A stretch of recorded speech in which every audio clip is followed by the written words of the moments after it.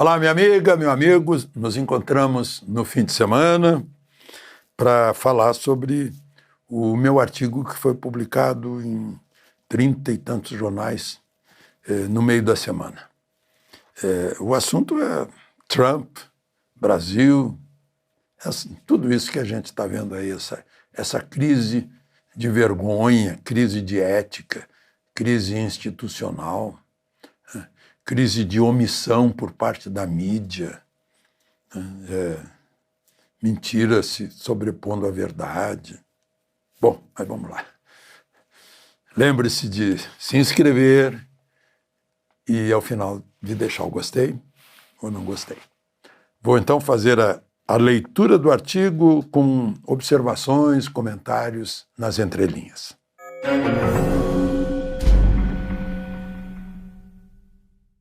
O título é O Dono da Bola. No último dia de agosto, fez 9 anos, que o Senado impediu Dilma de continuar presidente, mas não a impediu, pelos 8 anos seguintes, de ocupar cargo público, contrariando o que está escrito na Constituição. Está lá no parágrafo único do artigo 52 da Constituição, né, que o presidente condenado ficará inabilitado para cargo público por 8 anos. Eu não sei o que fizeram. Eu estava lá, não entendi. Né?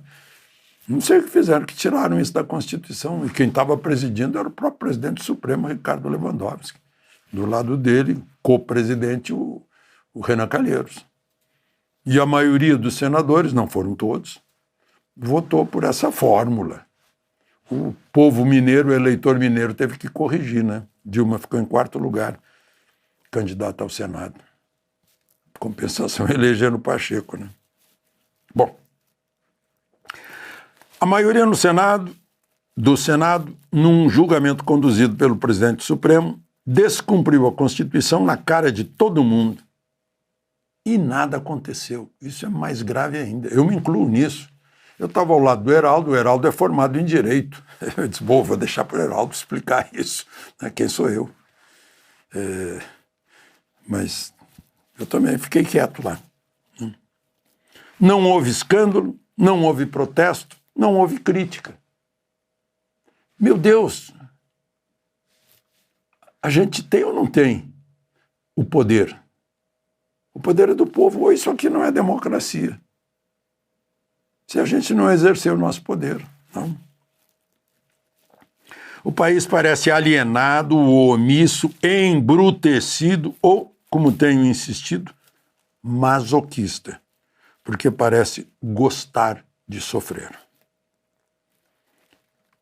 Aconteceu de novo há 6 anos, quando Dias Toffoli, que era presidente do Supremo, criou o inquérito do fim do mundo, como chama o ministro Marco Aurélio, sem Ministério Público, contrariando a Constituição, contrariando 2 artigos da Constituição, dizendo que o Ministério Público é essencial para iniciar uma causa. O juiz não pode iniciar uma causa de motu próprio. Dias Toffoli agiu como se ele estivesse abrindo e pretextou isso, né? Como se estivesse abrindo um inquérito interno, administrativo, baseado no regimento interno, para investigar uma pequena ocorrência interna nas dependências do Supremo. E está até hoje, faz 6 anos, botando todo mundo lá dentro, usando aquilo para fazer a tal justiça ativista, militante, ou tribunal político, como quer o ministro Barroso.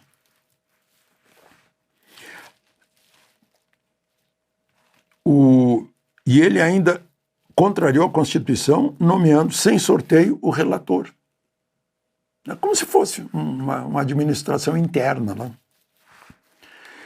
Bom, só para vocês lembrarem do inquérito do fim do mundo.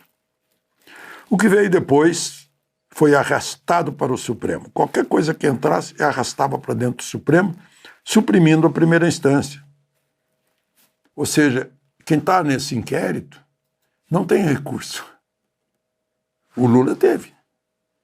Entrou em Curitiba, foi para a segunda instância em Porto Alegre, terceira instância em Brasília, última instância no Supremo. Os que estão no 8 de janeiro, não.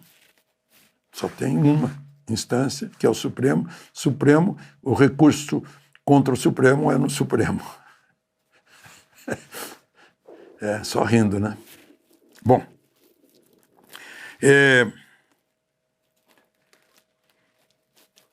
dentro do inquérito, o Supremo exerceu seu ativismo contra o bolsonarismo. Barroso já explicou que o Supremo não é mais um departamento da Justiça, mas um tribunal político. Ele próprio, mesmo sendo ministro da Suprema Corte, proclamou em reunião na UNE: nós vencemos o bolsonarismo, lembra? Isso é impossível você ouvir isso de um justice, um juiz da Suprema Corte dos Estados Unidos, ou muito menos da Dinamarca, da Alemanha, da França. Na véspera do julgamento de Bolsonaro, ele antecipou a sentença, dizendo: em breve nós vamos empurrar o extremismo para a margem da história. Tudo às claras, sem causar o mínimo escândalo.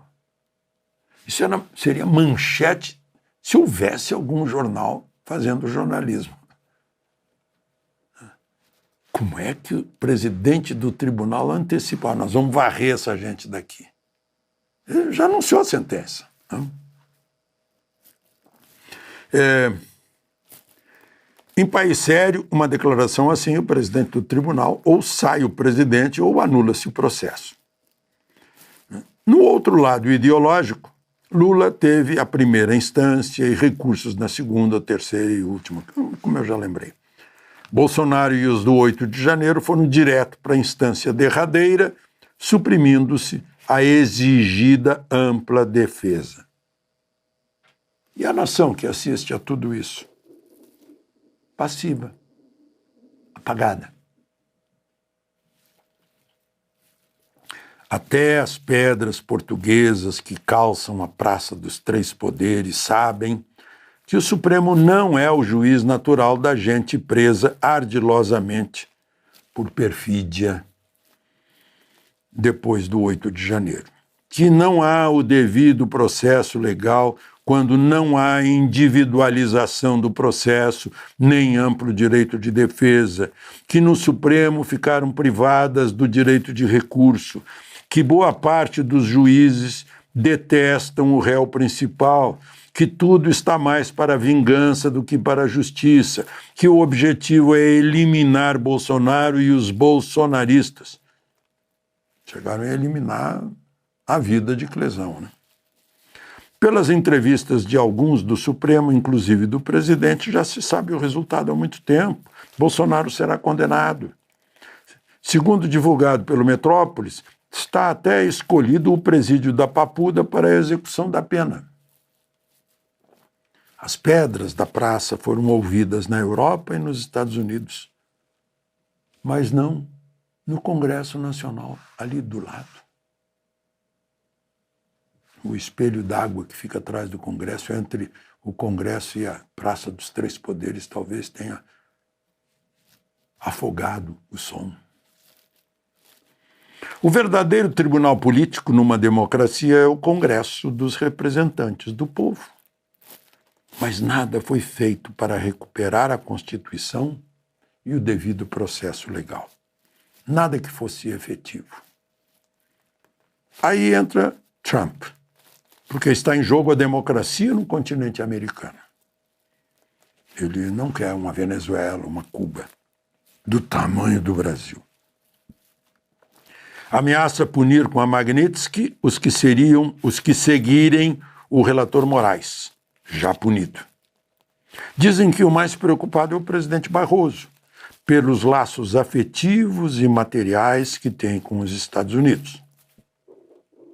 Está, portanto, lançado um jogo de perde-perde, que desafia o Supremo, o Executivo e a nação.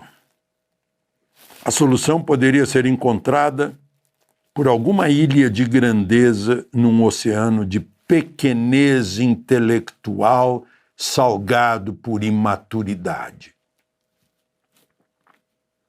É isso. No Congresso, são poucas as mentes brilhantes, não oportunistas. Não são exigidas qualidades de estadista aos que se elegem presidentes das casas. Políticos do lado de Bolsonaro já o consideram condenado e estão de olho no legado. Seria inteligente Lula anunciar um gesto de grandeza de indultar Bolsonaro, alegando que não o teme numa eleição. Gesto do mesmo tamanho seria Bolsonaro anunciar que, para pacificar tudo, se compromete a não ser candidato. Ele até já comentou isso. Mas, num país alienado e masoquista, parece que é preferível ficar na arquibancada olhando o jogo e esperar que Trump entre em campo para decidir um jogo que não é dele, embora, no fundo, ele seja o dono da bola. De Brasília, Alexandre Garcia.